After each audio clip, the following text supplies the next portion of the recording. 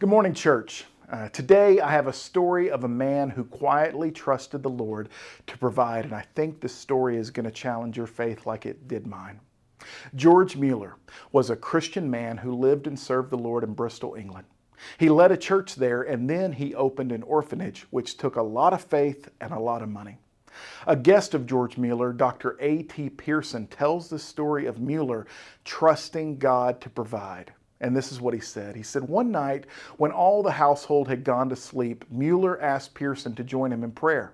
He told him that there was absolutely nothing in the house for next morning's breakfast.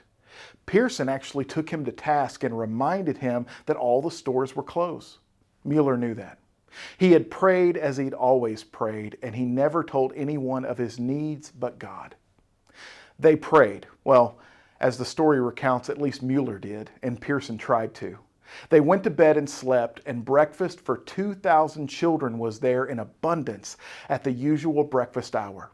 Neither Muller nor Pearson even knew how the answer came.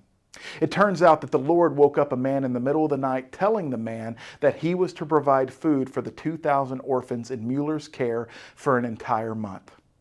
Now, I don't know about you, but if I knew I had to feed 2,000 orphans in the morning, and I also knew that there was no food to be found, I don't think I'd sleep very well. Would you?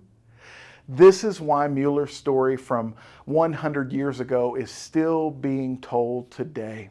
He was a man whose faith in the Lord was so strong that he dared to pray and to silently trust God to provide.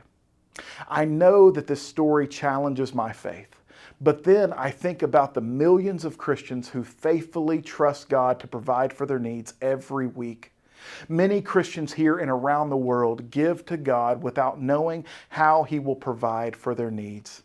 They simply trust the Lord. You don't have to have 2,000 mouths to feed in order to be challenged to trust God. All you need is to have a need. It could be great like Muller's, or it could be so small no one else would even notice. The same God that cares for the orphans is the God who cares for you. Today, as we give God our tithes and offerings, let's remember that He sees every act of faith. Let's trust God to provide for every need of ours, great and small.